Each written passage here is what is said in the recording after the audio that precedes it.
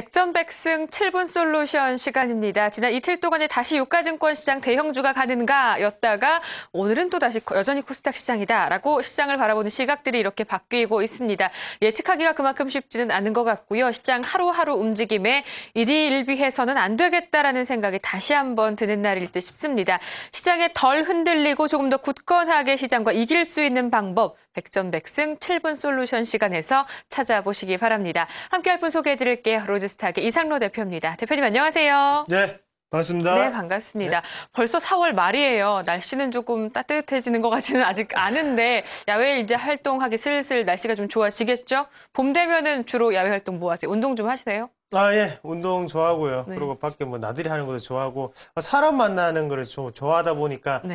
뭐 이렇게 또 오늘 같이 장이 안 좋고 그러면 가장 우리가 필요한 게 휴식 아니겠습니까? 그죠. 예. 그래서 시청자 여러분들도 너무 여기 시장에 집착하지 마시고 네. 잠시는 아마 뭐 여유를 즐기시는 것도 한 가지 뭐 스트레스를 이겨내는 방법이 아니겠나 그렇게 말씀을 드릴게요. 잠깐 쉬는 것도 약이 될 때가 네? 분명히 있어요. 저희 아마 백전백승 7분 솔루션 살짝 휴식도 주면서 동반해서 알찬 정보도 드립니다. 제가 대표님께서 하실 부분인데 제가 이미 약속은 또 한 번 드렸어요. 시청자분이 네. 뭐 해주시는 건 대표님께서 해주실 테니까 오늘도 좋은 얘기 해주실 거라 믿고요. 시청자분들께 좋은 전략 주시겠어요? 네, 맞습니다. 우리나라 어제 이제 현대차가 또 실적을 발표를 했습니다. 그래서 여타의 뭐 애널리스트의 리포트라든지 이런 부분은 항상 우리를 현혹시키게 되죠. 거기에 대해서 이래서는 안 되겠다. 조금 더 좋은 정보 그리고 정확력 높은 그런 정보를 제공을 해야 되는 게 제 의무라고 생각을 하고요. 그래서 자료를 조금 준비를 해봤습니다. 네. 그래서 일단 현대차의 실적에 대해서 먼저 말씀을 드리면 매출 같은 경우에 6%가 증가하는 모습 나타내면서 21조 3,670억 원을 기록을 했고요.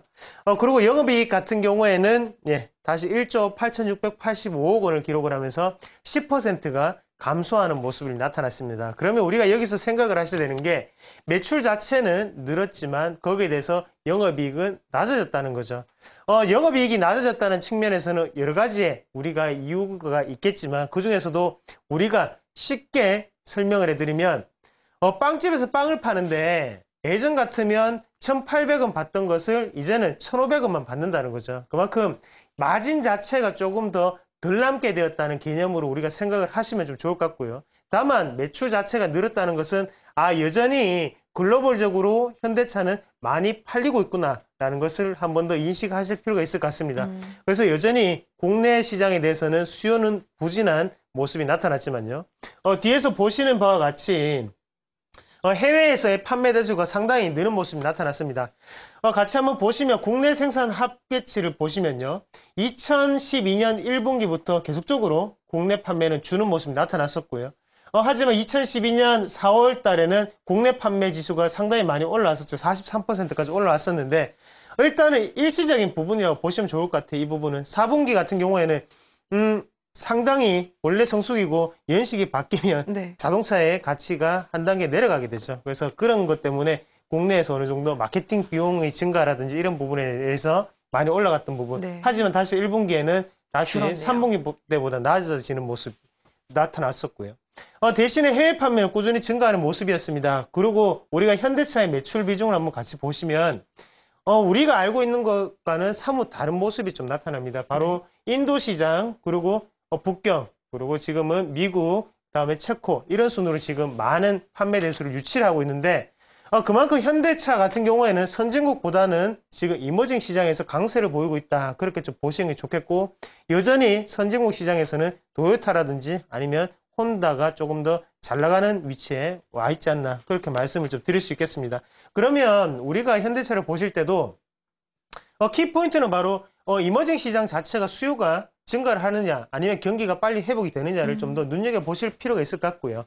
그런 관점에서 본다면 지금 현대차의 변수가 상당히 많죠. 그래서 변수 2분기에 대한 전망치를 좀 같이 보시면 상당히 엔화적인 부분을 첫 번째로 꼽을 수 있겠고 그리고 해외 시장에서의 이런 점유율 자체가 꾸준히 유지가 될 수 있는지 여부 그리고 지금 1분기 같은 경우에는 국내에서의 수요가 상당히 부진했습니다. 부진했던 반면에 해외 판매는 늘었었고요. 하지만 국내 수요 자체가 다시 한 번 더 경기 회복 모멘텀을 가지고 올라올 수 있을지의 여부를 한 번 더 체크해 보시는 게 조금 더 중요할 것 같고요.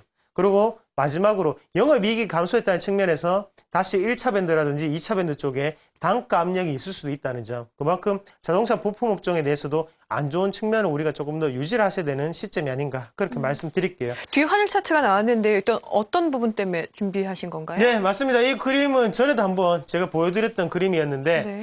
우리가 현대차 차트랑 같이 보시는 게 좋을 것 같은데 2008년도 9월 달부터 강세 약세가 전환되는 모습이었습니다. 그만큼 엔화 자체는 상당히 낮아지는 강세 국면에 들어왔었고 대신에 원화 같은 경우에는 약세 국면으로 전환이 됐다는 거죠. 그러면 우리가 여기서 좀 생각을 해보셔야 되는 게 2007년 말까지 우리나라 증시 상당히 큰 폭의 상승세를 겪었습니다. 그러면 그때 주도 섹터는 바로 조선 그리고 뭐 IT 섹터였다면 거기에 대해서는 원화 강세 부분 자체를 별로 인식을 잘 받지 못한다는 거죠. 하지만 2008년도 10월 달부터 다음 화면으로 넘어가서 현대차의 주가 추이를 한번 같이 보시면요. 네. 현대차의 주가 추이 같은 경우에는 2008년 10월 달부터 상당히 강세 부분을 나타냈습니다. 말 그대로 지금 같은 부분에서는 최저가 대비 762%라는 경이적인 기록을 나타냈거든요. 그게 엔화의 약세 국면에서 엔화의 강세 국면 그리고 원화의 약세 국면에서 일시적으로 나타나는 부분이 가장 컸다고 보시는 게 좋겠고 당연히 환율에 대한 부분 자체를 우리가 빼놓고 자동차 업종을 보기에는 힘들다라는 거 한 번 더 강조를 해드리고 싶네요. 그만큼 IT가 만약에 우리나라가 기술력으로 세계 최강의 자리까지 올라왔다면 아직까지 자동차는 조금 더 필요하지 않겠나. 다시 아직까지는 일본이 강세를 보이고 있고 거기에 대해서 첨단 기술 같은 부분이 자동차 업종에는 없습니다. 그만큼 우리의 캐시카우적인 역할을 하는 부분이기 때문에 우리가 조금 더 단가라든지 이런 부분을 파악을 하셔야 될 것 같습니다. 현대차 조금 더 길게 보시더라도 제가 보는 시각으로는 기술적 반등이 지나지 않는다.